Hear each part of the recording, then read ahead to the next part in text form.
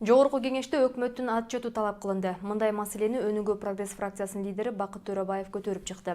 Анын айтуусунда аталган фракция Евразия экономикалык биримдигине кирүү жана экономикалык көрсөткүчтөрдүн жыйынтыгы боюнча өкмөттү отставкага кетирүү чечимин кабыл алган.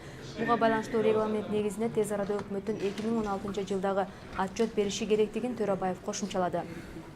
Буга байланыштуу Өнүгүү Прогресстин лидери былтыр 3 миллиард 800 миллион сомго ички карыз көбөйгөнүн билдирип, бул каражаттын кайсы жакка жумшалганына кызыкты. 2-февралда өкмөт Кыргызстандын ЭАЭПке мүчө болуусунун жыйынтыктары тууралуу маалымат берген. Ата Мекен Республика, Ата Журт жана Өнүгүү Прогресс фракцияларынын лидерлери өкмөттүн ишин сындап, ага ишенбөөчүлүк демилгесин көтөрүшкөн. Эске салсак, азыркы өкмөт курамы 2016-жылы апрель айында түзүлгөн. Азыркы 7 жылдагы 8-чи өкмөт болуп эсептелинет. Кыргыз Республикасынын өкмөтү отставкасы тууралуу жөнүндө биз Өнүгүү Прогресс фракциясы чечим кабыл алдык. Регламент негизинде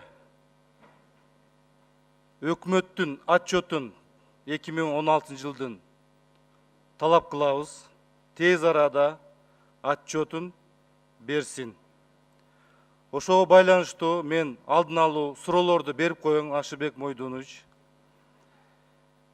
Мамлекеттик карыз дефицитке кирет. Июль айында 3 миллиард 800 миллион сомго ички карыз көбөйдү. 1 миллиард 200 миллион сом мамлекетке өткөрүлдү. Калган акчасы кайсы жака жумшалды, кайсы экономикалык багытка берилди. Экинчи суроо. 2013-2017 жылдарда улуттук өнүгүү стратегиясы бекитилген, 77 объект киргизилген ал жага. 11 миллиард доллар жалпы суммасы болгон. Так маалыматы жок, канчасы бүттү, кайсы объект бүттү, кайсы жерде курулду.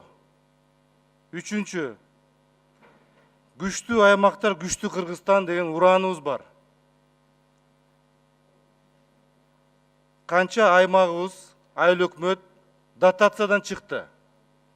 Айыл банк имаратын бошотуу боюнча ал жерге борбордук шайлоо комиссиясынын мүчөлөрүн ушага киргизебиз деп атышат.